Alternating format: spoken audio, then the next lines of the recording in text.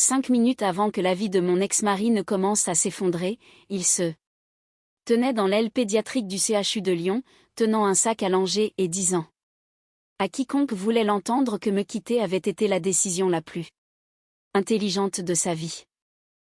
Je me souviens de l'heure exacte, 10h17. Je le sais. Parce que j'ai regardé l'horloge murale au-dessus du poste des infirmières quand j'ai réalisé que je posais les yeux sur Laurent pour la première fois en près d'un an. Certains disent que le temps guérit tout. Je n'en suis pas si sûre. Ce que je sais, c'est que 12 mois après un divorce, on s'attend de moins à certaines surprises. On s'arrête d'imaginer tomber sur son ex-mari en plein milieu d'une matinée de mardi bien remplie, alors qu'on porte une tablette pleine de dossiers de patients et qu'on essaie d'arriver à l'heure à une réunion d'équipe. Surtout quand il se tient à côté de votre ancienne meilleure amie, et surtout quand elle tient un bébé dans ses bras. Je me suis figée pendant une fraction de seconde. Non pas parce que je l'aimais encore. Cette partie-là avait disparu depuis longtemps. Mais parce que certaines blessures laissent des cicatrices, et que les cicatrices peuvent faire mal quand le temps change. Ce matin-là, Lyon était froide et grise. Une pluie fine de novembre frappait les vitres de l'hôpital. C'est peut-être ce qui explique la chose. Ou peut-être que voir les 2 personnes qui ont contribué à détruire votre mariage ne semble tout simplement jamais normal. Docteur Mercier. L'une des infirmières m'a jeté un coup d'œil. Vous allez bien? Oui. J'ai réajusté la tablette sous mon bras. Juste un peu distraite. L'infirmière a hoché la tête et s'est éloignée à la hâte. J'ai cru que je pourrais passer devant eux sans m'arrêter. Je l'ai vraiment cru. Malheureusement, Laurent m'a vu. Son visage s'est illuminé immédiatement. Pas de gêne, pas de regret, mais d'amusement. Cette même expression suffisante que j'avais passé des années à observer de l'autre côté de la table à manger. Eh bien, s'est-il exclamé bruyamment. Regardez. Qui voilà. Quelques personnes se sont retournées. Les salles d'attente d'hôpital ont une excellente acoustique précisément quand on s'en passerait bien. Sophie a levé les yeux de la poussette. Son sourire était plus petit, plus prudent. Au moins, l'un d'eux avait le bon sens d'être mal à l'aise. J'ai envisagé de continuer ma route vers l'ascenseur. Au lieu de cela, je me suis arrêtée. Après 20 ans de médecine, j'avais appris une chose importante. Fuir les situations inconfortables les fait rarement disparaître. Bonjour. Laurent. Il a souri de toutes ses dents. Camille. Le bébé dans la poussette tendait la main vers une girafe en peluche. Cheveux blonds, yeux bleus. Environ 1 an, peut-être un peu moins. Sophie a réajusté sa couverture. Le mouvement semblait étrangement répété, comme si elle voulait que tous les gens autour de nous remarquent à quel point sa petite famille avait l'air heureuse. Pendant un instant, personne n'a parlé. Puis Laurent a brisé le silence. Comment vas-tu? La question semblait amicale. Son ton ne l'était pas. Je vais bien. Je travaille toujours trop. J'ai failli rire. Encore. Cette accusation. Pendant des années, chaque désaccord dans notre mariage finissait d'une manière ou d'une autre par revenir sur ma carrière. Trop de gardes à l'hôpital, trop de congrès médicaux, trop de patients. Peu importait le fait qu'il travaillait lui-même 60 heures par semaine dans son cabinet d'expertise comptable. Les règles avaient toujours été différentes pour moi. J'aime mon travail. Oh, je sais.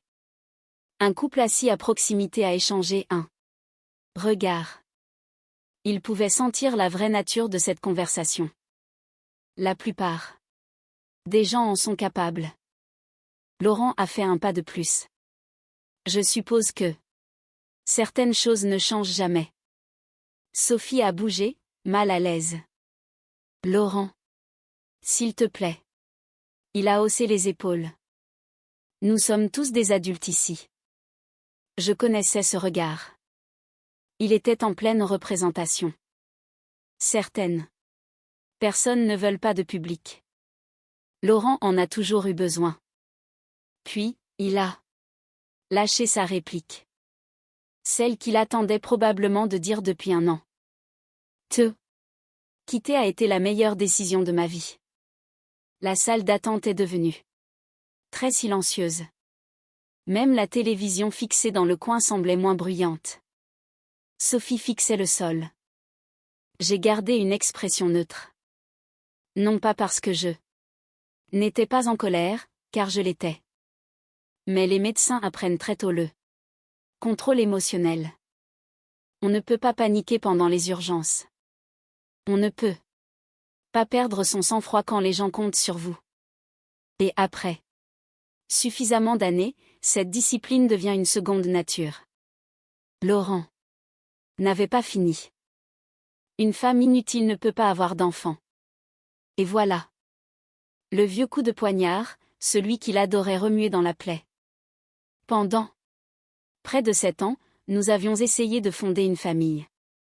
7 ans de rendez-vous de PMA, d'examen, de spécialistes, de déception, de pleurs sur les parkings, de retour en voiture dans un silence de mort. Du moins, c'est ainsi que je m'en souvenais. À l'époque, je croyais que nous souffrions ensemble.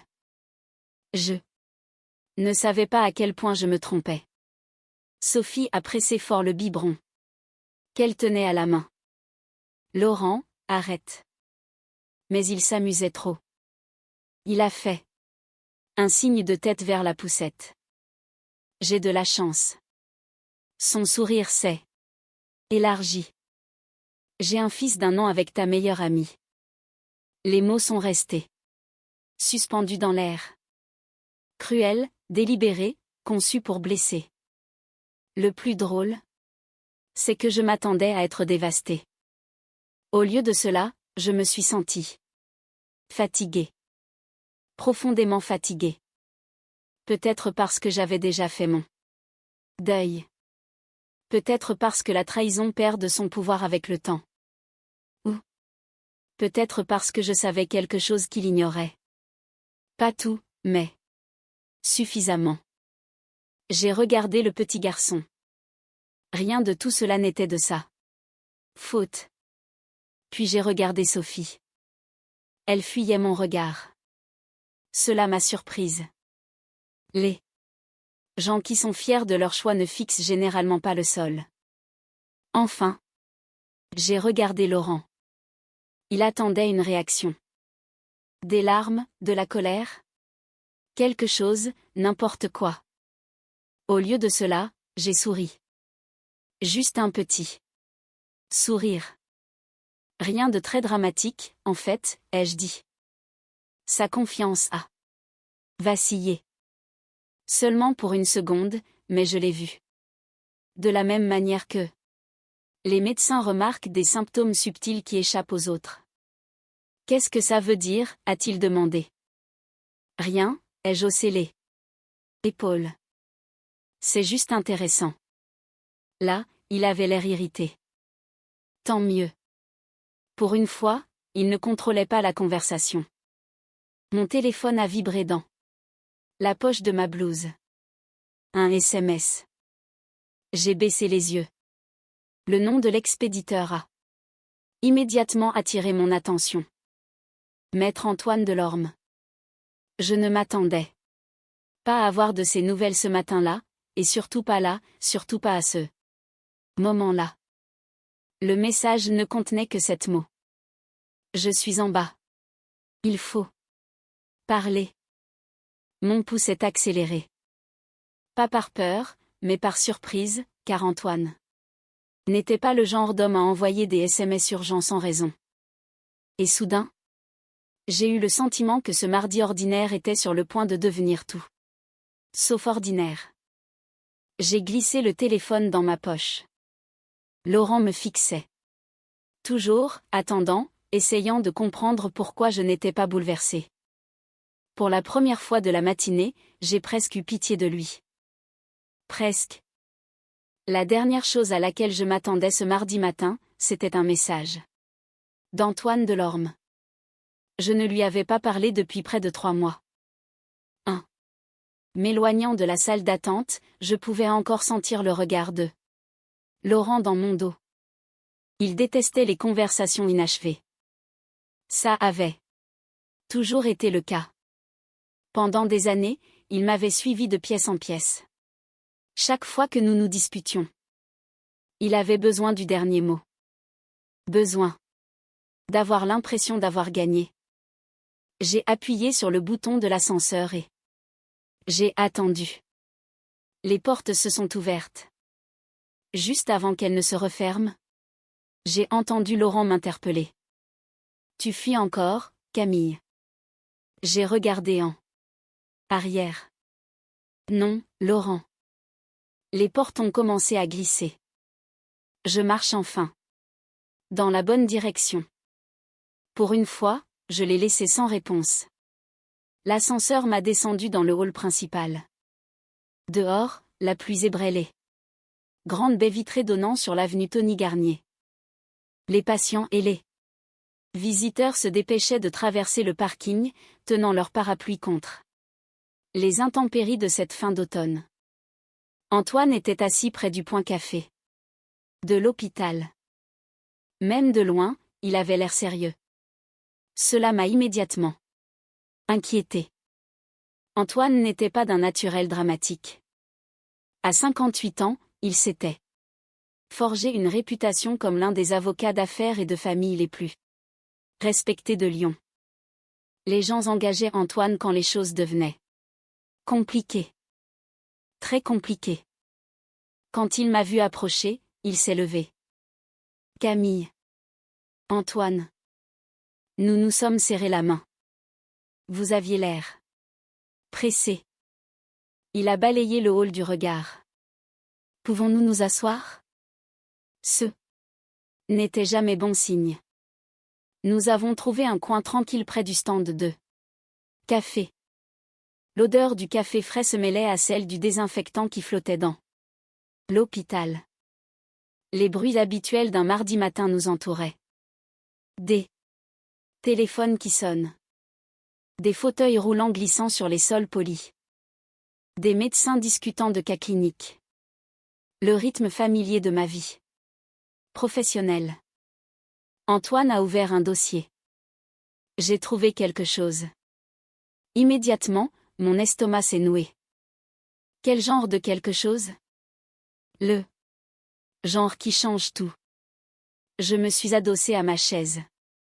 1 an plus tôt, Antoine m'avait représenté lors de mon divorce avec Laurent. À l'époque, j'avais pensé que le règlement avait été désagréable mais simple. Apparemment, je me trompais. Antoine a fait glisser plusieurs documents sur la table. Jeté un œil. J'ai parcouru la première page, puis la deuxième, puis la troisième. Mes sourcils se sont levés. Ce n'est pas possible. Non, ça ne peut pas être vrai. Antoine a hoché la tête. Ça l'est. Pendant plusieurs secondes, j'ai simplement fixé les papiers. Des relevés bancaires, des déclarations d'investissement, des documents de propriété. Des chiffres, beaucoup de chiffres. Et il racontait une histoire très différente de celle que Laurent avait présentée lors de notre procédure de divorce. Combien, ai-je fini par demander. Antoine a soupiré. D'après ce que nous avons trouvé jusqu'à présent. Il a fait une pause. Près de 700 000 euros. J'ai cligné des yeux. 700 000 euros. Pas 7 000. Pas 70 000. 700 000 euros. Des actifs que Laurent avait apparemment dissimulés. Pendant le divorce. Ma première réaction n'a pas été la colère. Curieusement, c'était l'incrédulité. Laurent n'était pas un génie du crime. Il oubliait ses mots de passe. Il perdait ses reçus. Une fois, il s'était enfermé à l'extérieur de notre propre maison 3 fois en un mois. Pourtant, d'une manière ou d'une autre, il avait réussi ce coup-là. Comment? Antoine a eu un léger sourire. C'est la partie la plus ironique. Ironique? Vous savez comment commencent la plupart des enquêtes pour fraude? J'ai secoué la tête. Quelqu'un devient trop gourmand. Cette réponse semblait assez juste. Antoine a continué. Laurent a demandé un financement pour un projet immobilier il y a 6 mois. J'ai froncé les sourcils. Un projet immobilier? Il voulait investir dans la construction d'un pôle médical privé. J'ai failli rire. Bien sûr que oui. Laurent adorait les apparences. Les gens qui réussissent possèdent des investissements immobiliers. Par conséquent, Laurent en voulait un aussi. Le problème avec les mensonges, c'est qu'ils finissent toujours par se heurter à la paperasse. Et la paperasse n'oublie jamais. Lorsqu'il a déposé son dossier, a expliqué Antoine, il a déclaré des actifs qu'il n'avait jamais mentionnés. Pendant le divorce. Maintenant, je comprenais. Les mêmes documents qui l'avaient aidé à obtenir son financement l'avaient accidentellement trahi. Une erreur. Une erreur très coûteuse. Pour la première fois de la matinée, j'ai souri. Pas par sentiment de victoire, mais parce que toute la situation était absurde. Après toute cette planification, après toute cette tromperie, après tous les dégâts qu'il avait causés, il s'était potentiellement exposé lui-même. En essayant d'acheter un bâtiment. Antoine a gloussé. Cette réaction est plus saine que celle que j'ai eue. Quelle a été la vôtre? J'ai passé 20 minutes à hurler sur mon imprimante. Ça m'a vraiment fait rire. Le premier rire sincère que j'avais eu depuis des jours. Un visiteur à proximité a jeté un coup d'œil curieux. J'ai baissé la voix. Que se passe-t-il maintenant? L'expression d'Antoine est redevenue sérieuse. Nous approfondissons l'enquête. Et si tout se confirme, nous saisissons le juge aux affaires familiales. J'ai hoché la tête lentement. Cette possibilité semblait étrangement irréelle. Pendant 1 an, je m'étais concentré sur l'avenir, sur la reconstruction de ma vie, le travail, la guérison, en essayant de ne pas gaspiller trop d'énergie à penser à Laurent et Sophie. Maintenant, soudainement, le passé faisait irruption. Dans ma vie. Une partie de moi détestait ça. Une autre ne pouvait l'ignorer. Il y a autre chose, a dit Antoine. J'ai levé les yeux. Le ton de sa voix avait changé, et cela m'a inquiété. Quoi? Il a hésité.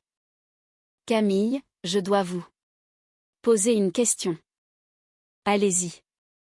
Quand vous et Laurent essayiez d'avoir des enfants, j'ai senti ma poitrine se serrer immédiatement. Ce sujet pesait. Encore lourd, même après tout ce temps. Qu'y a-t-il? A-t-il déjà terminé? Un bilan d'infertilité complet? La question m'a prise au dépourvu.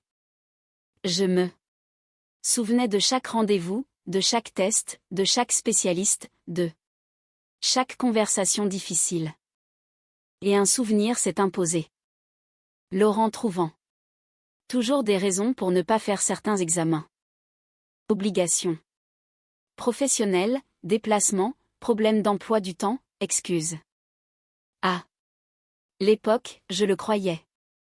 Je voulais le croire. Non, ai-je dit doucement. Il n'est jamais allé jusqu'au bout. Antoine a hoché la tête, presque comme s'il s'attendait à cette réponse. Pourquoi me demandez-vous cela? Il a tapoté le dossier. Puis il m'a regardé droit dans les yeux. Parce qu'un autre document a fait surface. Un frisson m'a parcouru. Quel genre de document? Un rapport médical. Là, mes instincts de médecin sont immédiatement entrés en collision avec mes émotions personnelles. Le secret médical comptait énormément.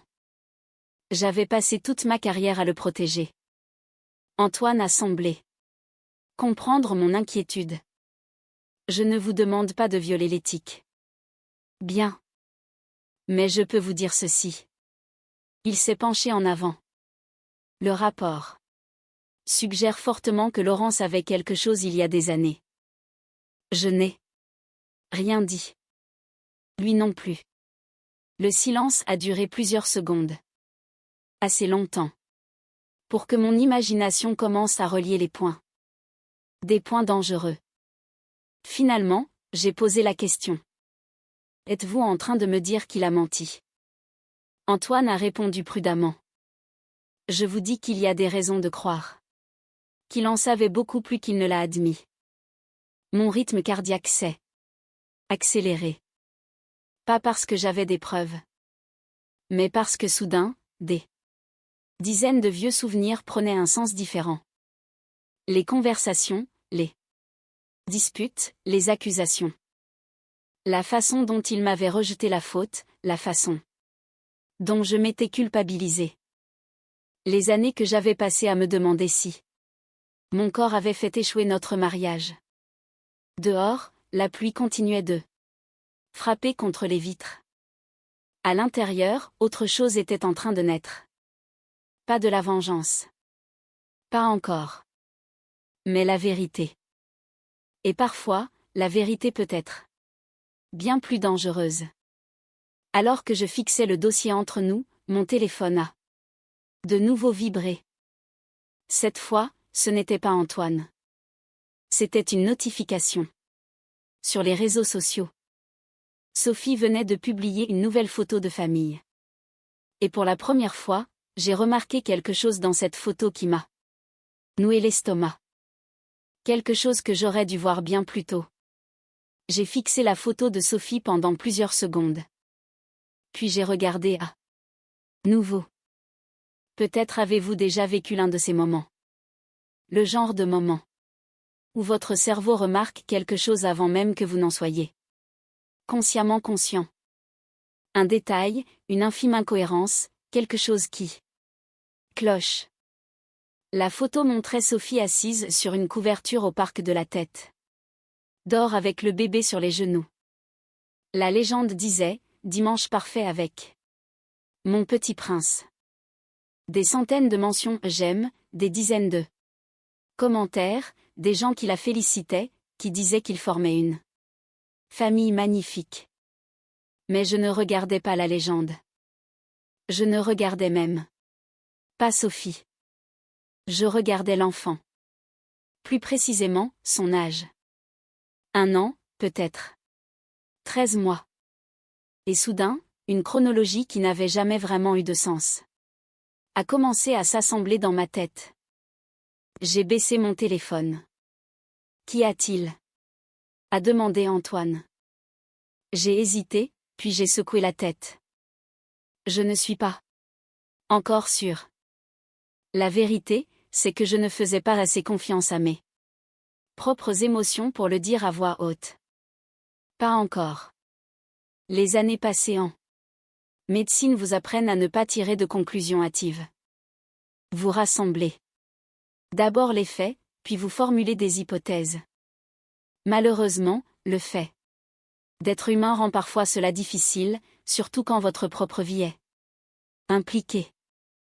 Antoine a regardé sa montre. Je dois retourner au cabinet, en centre-ville. J'ai hoché la tête. Et je dois retourner travailler. Il s'est levé. Faites attention, Camille. Attention à quoi? Son expression s'est légèrement assombrie. Les gens qui bâtissent leur vie sur des mensonges réagissent rarement bien quand la vérité commence à faire surface. Cela s'est avéré être un euphémisme. Le reste de la journée est passé à toute vitesse. Consultation, Réunions administratives, emails interminables. À 18h, je rentrais enfin chez moi dans les embouteillages de l'heure de pointe. La pluie s'était arrêtée. Le centre de Lyon brillait sous les lampadaires et sur le bitume mouillé. Normalement, j'écoutais de la musique pendant le trajet. Ce soir-là, j'ai conduit en silence. Mon esprit revenait sans cesse au même question. Que savait exactement Laurent? Depuis combien de temps le savait-il? Et pourquoi Sophie avait-elle l'air si nerveuse ce matin-là? Au moment où j'ai garé ma voiture devant ma maison de ville à Saint-Cyr-au-Mont-d'Or, je n'avais aucune réponse. Seulement plus de questions. Les semaines qui ont suivi ont été frustrantes. L'enquête d'Antoine avançait lentement. Dépôt de dossier au tribunal, analyse financière, entretien, procédure légale. Rien de spectaculaire. La vraie vie avance rarement au rythme d'un film. Pendant ce temps, Laurent continuait à agir comme si tout était parfaitement normal. Presque agressivement normal. Il publiait des photos en ligne, des vacances en famille, des anniversaires, des photos du bébé. L'image d'une famille heureuse. L'image qu'il avait toujours voulu que les gens voient. Parfois, je me demandais s'il y croyait lui-même. Puis quelque chose d'inattendu s'est produit. Un jeudi après-midi en avril, Sophie m'a appelé. J'ai failli ignorer l'appel. En fait, j'ai presque ri en voyant son nom. Sophie ne m'avait pas contacté directement. Depuis plus d'1 an. Pas après le divorce. Pas après avoir emménagé avec Laurent. Pas après être devenu le centre de la plus grande trahison de ma vie d'adulte. Pourtant, son nom était là. Sophie qui appelait. J'ai décroché. Allô? Un silence, puis une respiration. Une respiration nerveuse. Camille. J'ai immédiatement su que quelque chose n'allait pas. Sophie avait toujours parlé très vite quand elle était anxieuse. Là, elle avait la voix de quelqu'un qui se prépare à annoncer une mauvaise nouvelle. Qu'est-ce que tu veux? Une pause. Puis, est-ce qu'on peut se voir? J'ai failli dire non. J'aurais probablement dû, mais la curiosité l'a emporté. Quand? Aujourd'hui. Encore un silence. Il faut que je te demande quelque chose. Cette réponse n'a fait qu'attiser mes soupçons. Malgré tout, nous avons convenu de nous retrouver dans un café près de la place Bellecour, sur la presqu'île. 1 heure plus tard, je suis entrée. Sophie était déjà là. Elle avait l'air épuisée. Pas physiquement, émotionnellement. La différence est difficile à expliquer à moins de l'avoir vue. En tant que médecin, je l'avais vue des milliers de fois. Des gens qui portent des fardeaux qu'ils ne peuvent pas poser. Elle s'est levée quand je me suis approchée. Merci d'être venue. Je me suis assise. Commence à parler. Sophie a regardé nerveusement autour d'elle, puis a baissé la voix. As-tu eu des nouvelles concernant Laurent? Et voilà. Pas d'excuses, pas de culpabilité. De l'inquiétude. De la vraie inquiétude. Quel genre de nouvelles? Ses doigts se sont resserrés autour de son gobelet en carton. Il agit bizarrement ces derniers temps. J'ai attendu. Il n'arrête pas de sortir pour prendre des appels. D'accord. Il se met en colère dès que je pose des questions. D'accord. Et elle a hésité, puis s'est arrêtée. J'ai étudié son visage. Pour la première fois, j'ai réalisé quelque chose. Sophie n'était pas heureuse. Pas du tout. Les photos soigneusement sélectionnées sur Internet l'avaient bien cachée. Mais assise en face de moi. Maintenant, elle avait l'air dépassée, effrayée, presque piégée. Sophie. Ma voix s'est légèrement adoucie malgré moi. Qu'est-ce que tu ne me dis pas? Elle a dégluti, puis a parlé si doucement que j'ai failli ne pas l'entendre. J'ai trouvé des papiers. Immédiatement, mon attention s'est aiguisée. Quel genre de papier? Je ne sais pas. Ce n'est pas vrai. Elle a baissé les yeux. Un dossier médical. Mon pouce est emballé. Soudain, j'ai compris. Pourquoi elle avait appelé. Elle ne cherchait pas de la compassion. Elle cherchait des réponses. Des réponses qu'elle pensait que je pourrais avoir. Malheureusement, je n'en avais pas. Pas encore.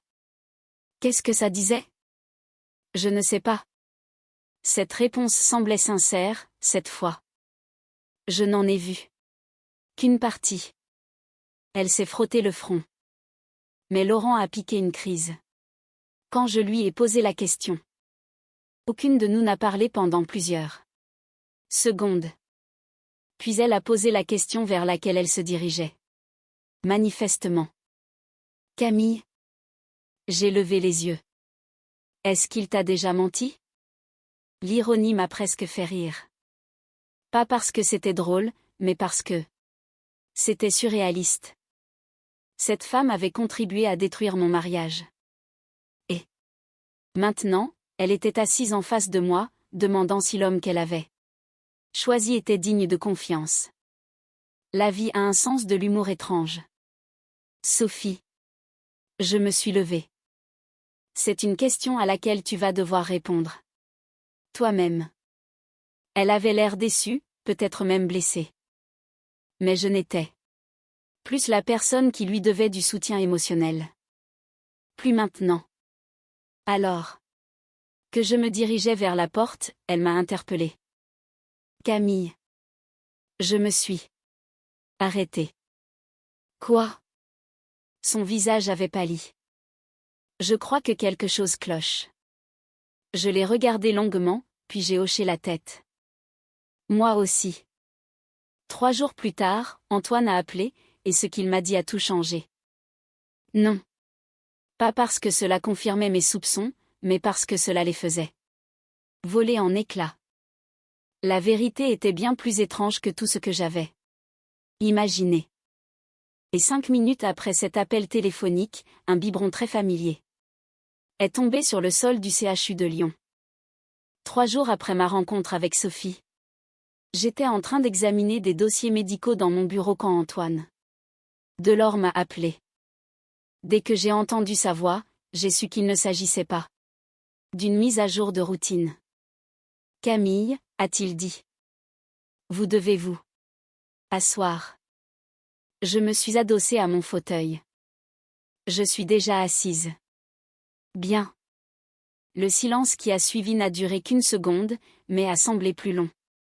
Puis il a annoncé la nouvelle. L'enquête financière avance.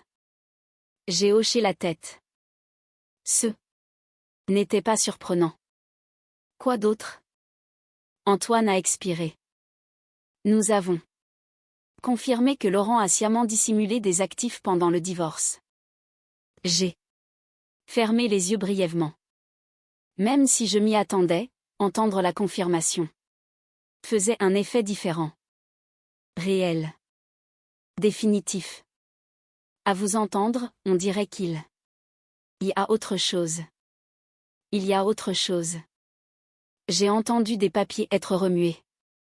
Sur son bureau. Camille, êtes-vous seule? Oui. Bien. Une autre. Pause. L'histoire du dossier médical a rejoint une affaire juridique distincte. Immédiatement, mon estomac s'est noué. Quelle affaire juridique? Une action en contestation de paternité. Pendant une seconde, je n'étais pas sûre d'avoir bien entendu. Une quoi? Une action en contestation de paternité. Je me suis levée et j'ai marché vers la fenêtre qui donnait sur le parking du personnel. Le ciel de Lyon était dégagé pour la première fois de là. Semaines. Les voitures avançaient lentement le long des quais. La vie normale continuait à l'extérieur. À l'intérieur de mon bureau, tout était soudain devenu extrêmement anormal. Que êtes-vous en train de me dire? Antoine a baissé la voix.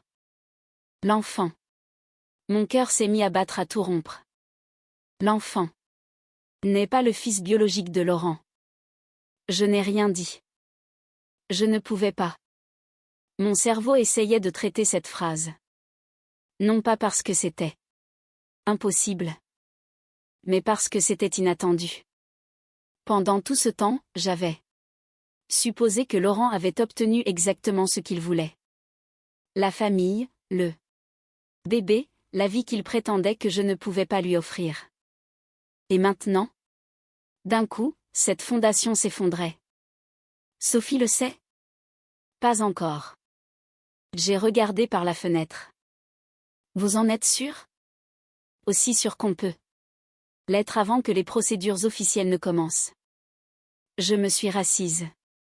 Lentement. Pendant des années, j'avais imaginé diverses formes de justice. Aucune d'elles ne ressemblait à ça. Aucune d'elles n'impliquait que Laurent devienne la victime de sa propre tromperie. Et pourtant, d'une certaine manière, c'était très juste. L'homme qui avait passé des années à blâmer les autres finissait par manquer de personnes sur qui rejeter la faute. Que se passe-t-il maintenant? Ai-je demandé. C'est compliqué. C'est-à-dire? Antoine a soupiré. C'est-à-dire que les choses sont sur le point de devenir très publiques. Il n'avait pas tort. 2 semaines plus tard, tout a explosé. Le déclencheur a été étonnamment banal. Une notification du tribunal, un seul document, une seule plainte, une seule action en justice. Il n'en a pas fallu plus. Les gens imaginent que les scandales arrivent comme des tremblements de terre. Généralement, ils arrivent sous forme de paperasse. Le vendredi matin, Laurent appelait tout ce qu'il connaissait, amis, anciens collègues, proches, quiconque susceptible de l'aider. Le vendredi après-midi, plus personne ne voulait répondre. L'histoire se répandait. Les rumeurs se répandaient encore plus vite. Et puis est arrivé le moment qui l'a définitivement brisé. L'audience. Tribunal judiciaire de Lyon. Salle 5B. L'endroit était plein à craquer, bien plus bondé que je ne l'espérais. Apparemment, rien n'attire autant l'attention qu'un homme d'affaires respecté. Découvrant que plusieurs versions de sa vie ne pouvaient pas toutes être vraies. En même temps. Je suis arrivé en avance. Une vieille habitude. Les médecins et les tribunaux punissent tous les deux les retards. Antoine était déjà là. Organisé comme toujours. 3 classeurs, 2 blocs-notes, un café noir. Il a levé les yeux quand je suis entrée. Vous êtes prête? Non. Il a souri. Bonne réponse. Pourquoi? Parce que les gens qui apprécient ce genre de journée ont généralement des problèmes. C'était juste. Je n'appréciais pas ça. J'étais nerveuse. Non pas parce que je craignais le résultat, mais parce que l'exposition publique a un prix, même quand on gagne. Surtout quand des personnes que vous avez aimées sont impliquées. À 9h03, Laurent est entré. Pour la première fois depuis des années, il avait l'air véritablement désemparé. Disparu, la confiance. Disparu, l'arrogance. Disparu, le sourire. Sophie le suivait de quelques pas. Elle avait l'air exténuée. Aucun des deux ne semblait avoir beaucoup dormi. J'ai presque ressenti de la compassion. Presque. L'audience a commencé. Le juge est passé rapidement sur les questions de procédure. Puis sont venus les témoignages, les documents, les preuves, les relevés, des mois d'enquête condensés en quelques heures. Les allégations de fraudes financières sont arrivées en premier. Des comptes dissimulés, des investissements non déclarés, de fausses déclarations.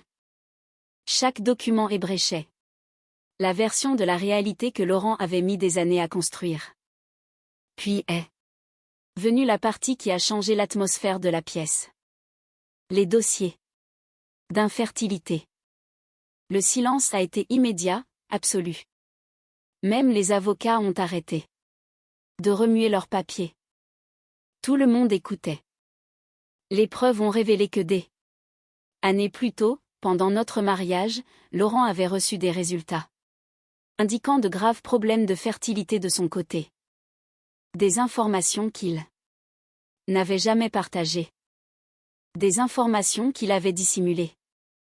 Des informations qui lui avaient permis de continuer à me faire porter le chapeau.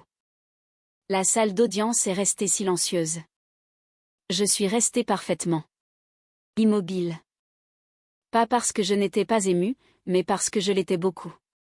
Plus que je ne l'aurais cru. Pendant des années, j'avais porté ce fardeau en silence. Le doute, la culpabilité, les remises en question. Maintenant, des étrangers apprenaient la vérité en moins de 10 minutes. Une partie de moi avait envie de pleurer. Une autre avait envie de rire. Surtout, je me suis sentie soulagée. Enfin, la vérité existait en dehors de ma propre mémoire. Puis est venue la révélation finale.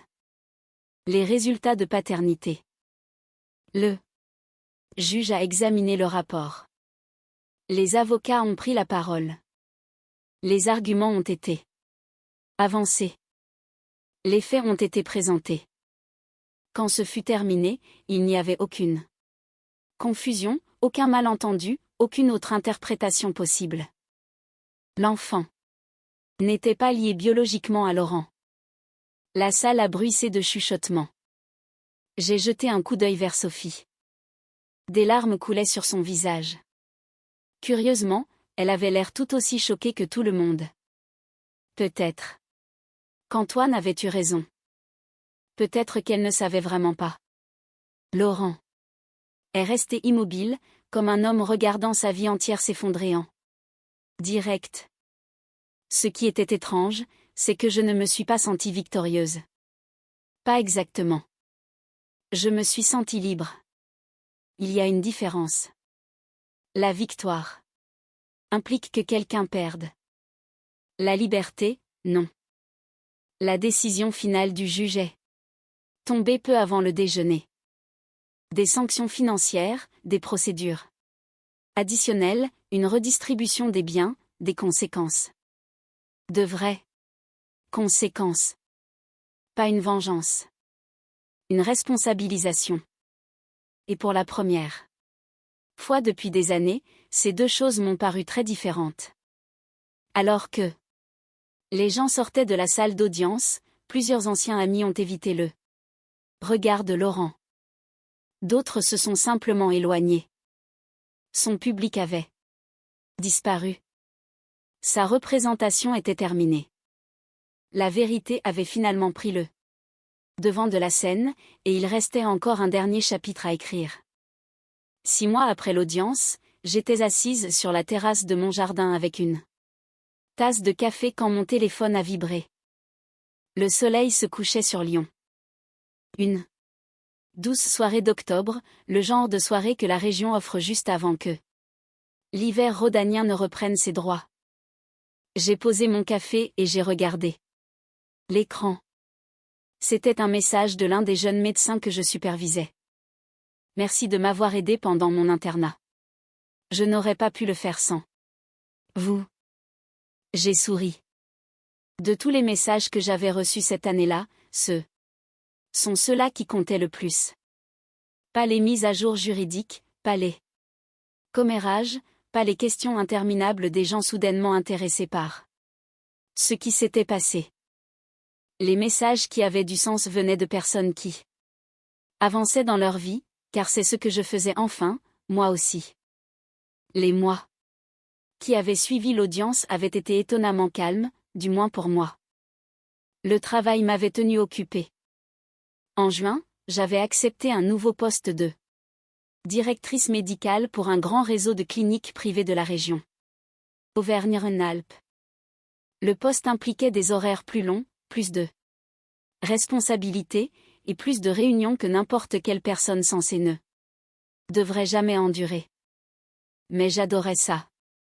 Pour la première fois depuis des années, je me sentais complètement concentrée sur mon avenir plutôt que de me remettre de mon passé.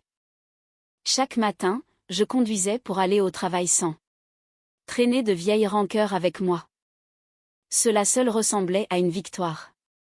Tout le monde ne s'en sortait pas aussi bien. Les problèmes juridiques de Laurent ont continué. D'autres enquêtes ont révélé de nouvelles irrégularités financières. Rien de spectaculaire, juste les conséquences lentes et régulières qui suivent des années de mauvaises décisions. Les tribunaux se sont occupés du reste. J'ai arrêté d'y prêter attention. Non pas parce que je m'en fichais, mais parce que ce n'était plus ma responsabilité. C'était peut-être la plus grande leçon de toute cette histoire. À un moment donné, il faut arrêter de porter les erreurs des autres. Même quand ces erreurs vous ont blessé, surtout dans ce cas-là. Sophie m'a contacté une fois pendant l'été.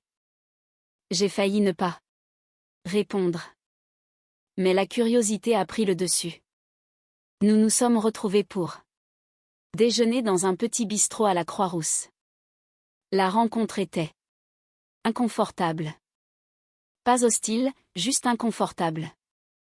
Certains dégâts ne disparaissent pas simplement parce qu'assez de temps s'écoule. Elle est arrivée. En avance. Je suis arrivée sur mes gardes. Pendant plusieurs minutes, nous avons parlé de choses banales. La météo, le travail, la circulation. Aucune de nous ne voulait aborder l'évidence. Finalement, elle l'a fait. Je suis désolée. Les mots sont tombés doucement, sans drame. Pas comme dans un feuilleton télévisé. Juste 2 mots simples venant de quelqu'un qui avait l'air sincèrement épuisé.